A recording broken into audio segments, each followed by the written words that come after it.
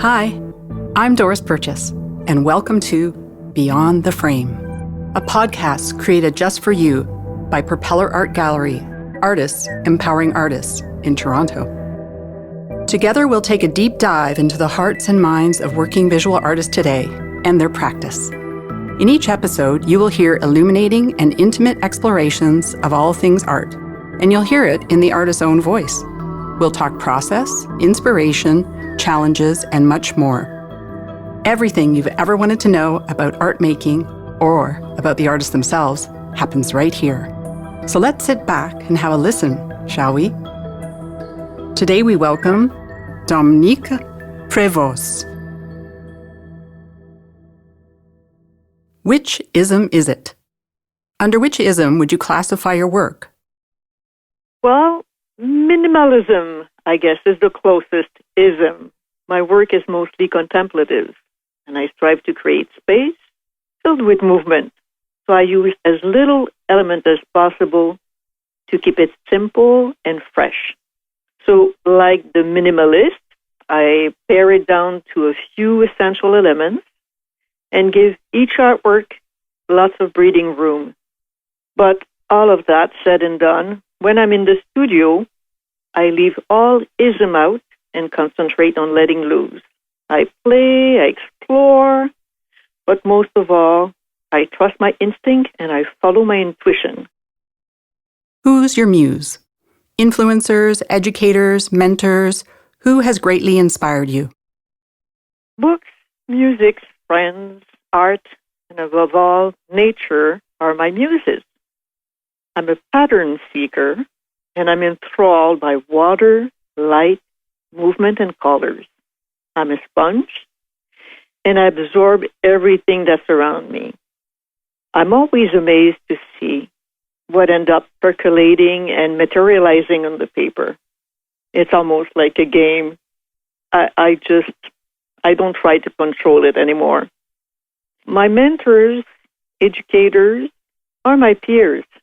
They are my promoters and lifesavers. They are what I cherish the most. I have my Burlington Fine Arts family, my Propeller family, and more recently, my Washi sisters. Naming all the artists I adore and revere would be way too long. So I'll just go with Paul Klee and David Hockney. Both of them because they just simply uplift me. They've done so from the get-go since I was a kid and continues to do so. It's not restrictive, but I have to stop somewhere. So Paul Klee, really because from an early age, when I looked at his work, I saw how you could have a very individual vision that was musical, full of candor, and play with color, and then tell me that that was more than enough, that I was just wonderful. And then David Hockney, for the sheer magnitude of his talents. He's got a capacity to embrace new technology, and he's a very generous and knowledgeable communicator. And I think what wins the palm for him is basically how contagious his exuberance is. Materials matter. What are your chosen favorite tools and preferred medium? Well, I'm a material girl. Whether they're new, recycled, or nature-made, they all speak to me. We have encounters, and I take my clues from them. My material of predilection is paper. So every surface in my studio is covered with piles of them, all of them at different stages, whether they've been painted, flattened, the printed, crumbled, torn, rubbed. It becomes my vocabulary, what I have at hand. I just go loosely, create these piles, and then when it comes time to compose, then I regroup them. Since 2008, Heritage Washi papers have become the star of my production. They are my trusty collaborators. They have long fibers, lively deckled edge. Many are translucent, and they are very strong and resilient. I rely on them for depth, subtleties, elegance, and so much more. Please just listen to my fellow Washi sister, Susan Ruptash. Her podcast is devoted to handmade washi. she'll tell you a lot more about, how she tears them, pulls them apart, discover all of their intricacies. So tools and medium all have their designated space in my studio. When I create, everything has to be within reach. And once I adopt the tool, it's more or less a prolongation of my mind and hands. I used, of course, my fingers, most precious one, but then brushes, pencil, ruler, X-Acto knife, big trays, rags, brayers, and then the mediums are mostly inks nowadays.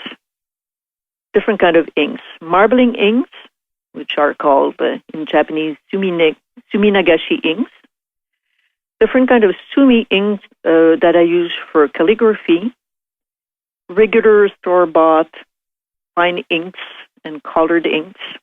I've switched from watercolor to inks because I wanted to be able to wet again and overlay and do lino and rubbing and things over top without destroying what was underneath. I also use lots of acid-free adhesives like abaca tapes, paste, and things. How the texture and the surface of the paper are flattened to give a lot of depth or crumple and become more thin surfaces really matters to me. Slump secrets. What methods do you employ to get yourself out of a slump? Well, I never run out of ideas, but I have a tendency to procrastinate. So to help me with that, I find that signing up for workshops, participating in group shows, and mostly having confirmed deadline, it really gets me going. What I enjoy the most is basically being part of collectives like what Propeller is. So you always have ideas going, and when you bring them forth as a group, you know where it starts, but you never know where it will end up, and it's very exciting. In the beginning. So tell me a bit about your process. Do you have a bag of tricks, lucky talismans, or habits? Where do you start? And more importantly, when do you stop? Well, my process is very lengthy. It's multi-layered like my work. It's looking first, absorbing, preparing papers, putting marks on them, wetting them, tearing them, putting them, drying them, flattening them, bringing them back together. So basically, when I come down to the studio in the morning, that's my best time, I already have in mind what steps and what my tasks are going to be for the day.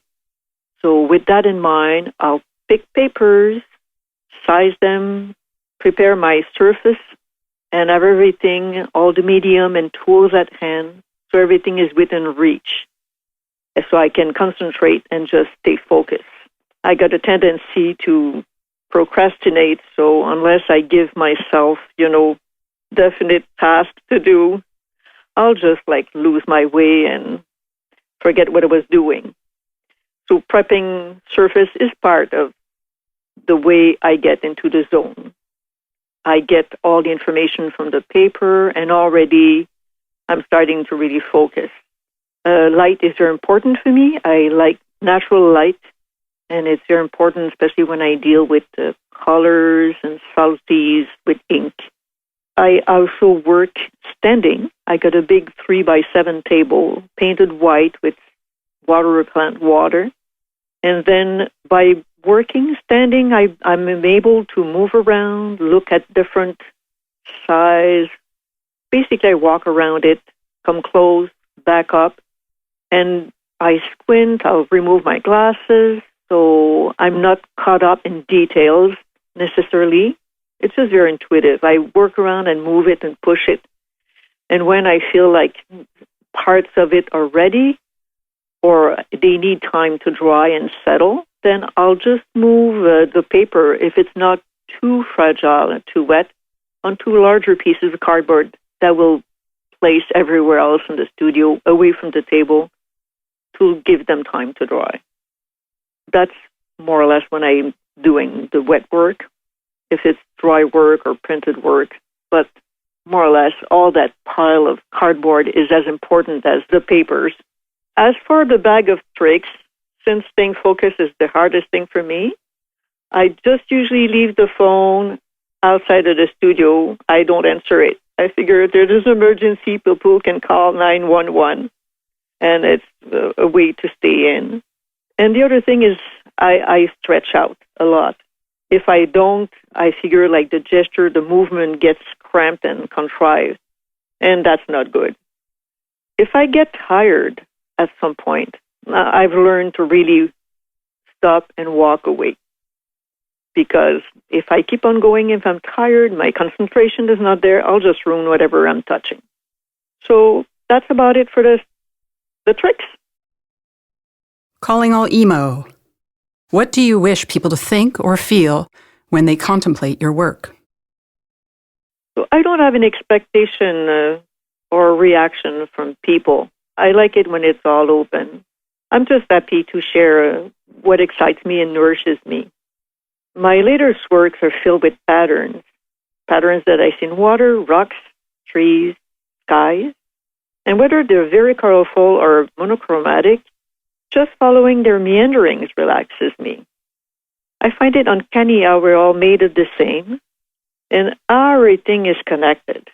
Especially in my nature walks, it's like I cannot look at a tree without thinking of the roots reaching as far down as I see the limbs reaching out in the skies. So basically, I'm just in awe of nature's engineering. The struggle is real. Talk to me about your biggest challenges as an artist. What methods do you use to overcome these challenges? Well, my biggest challenge by far is learning how to use computers, digital tools, programs, systems. It is not an intuitive process at all for me. And I'm very grateful that my tech-savvy friends at Propeller created a series to teach us, give us a tutorial on how to learn virtual devices and stuff. So I've managed to retain a few tricks, and I'm a lot less scared now for trying on my own before calling for help or worse, give up.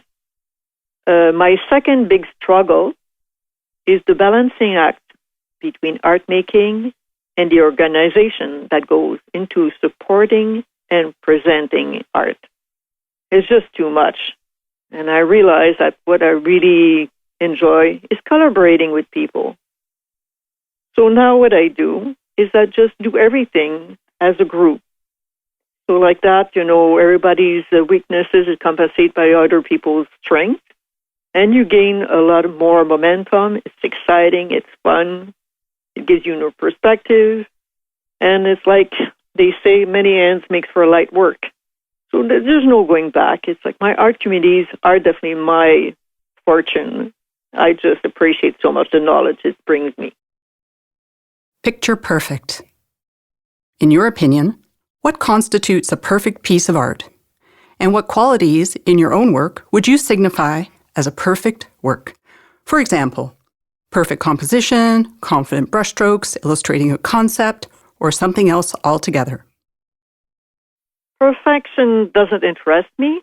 I find imperfection a lot more telling and interesting. And since my art is about the assemblage of a few elements, what I consider success is when their connection sings. I play matchmaker in the studio. I move shapes, colors, patterns, and texture around until the sparks fly and the humming begins. It's quite magical.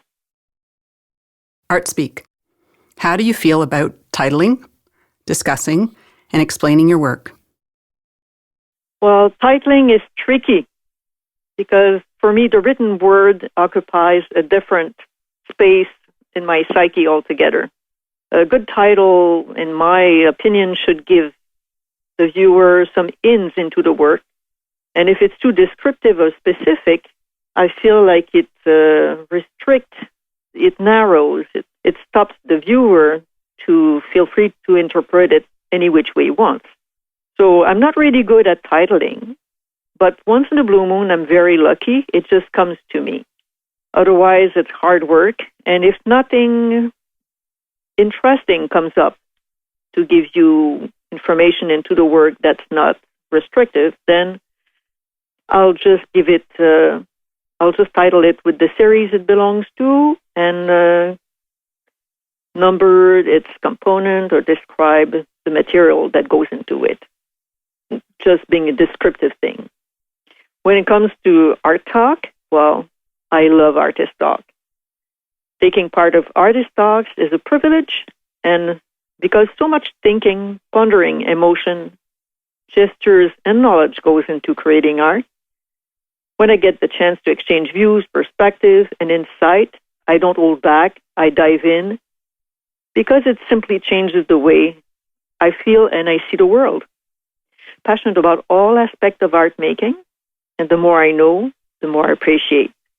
Q&A periods at the end of artist talk are the most rewarding, because then it links you to how people receive your work, how they connect with it. And some of their insight are just so illuminous. They really give a different light, and that's the part that's just so incredible to me. Sometimes it even open up new avenues. Heavy metal or classical? What do you listen to while you work? Or is silence your thing? Well, classical music, it is completely for me. It's my go-to. I love it, especially Baroque. I can concentrate. The rhythm puts me at ease. It keeps me in the groove. If you want to drive me nuts, tense me up, drive me crazy, then just put on heavy metal. I'm just out the door. I can't stand it. I also like, depending on if I'm prepping surfaces and doing more like little repetitive work that I don't need to think too much, then I enjoy listening to podcasts and the French radio show interviews. I feel like I'm surrounded with friends then and listening to the news. Yeah. If I need to concentrate a lot, I need absolutely no distraction. Everything gets turned off and silence reigns. Why for art, thou? Why do you make art? Well, that's who I am, that's what I love, and that's my way of staying connected with life. So I'm very fortunate. My artistry and my talent was recognized at a very early age, and I've banked on it. I wouldn't do anything else. It's my lifeline. We hope you've enjoyed this episode of Beyond the Frame, a PAG podcast. To hear more episodes and to view the artist's works, please visit www.propellerartgallery.ca. Hosted by Doris Purchase, produced by Tracy Thomson, and recorded at the Orange Lounge Studio in Toronto. Also, the Propeller Art Gallery recognizes the presence of the Haudenosaunee, Anishinaabe, Mississaugas of the Credit, and the Huron-Wendat nations. We acknowledge we are hosted on land governed by Treaty 13, the Toronto Purchase, the Two-Row Wampum Treaty, and the Dish with One Spoon Treaty. We are committed to peaceably sharing and caring for the resources around the Great Lakes and operating the gallery on the principles of inclusiveness as we continue to exhibit art created by artists from all over the world. Thank you for listening.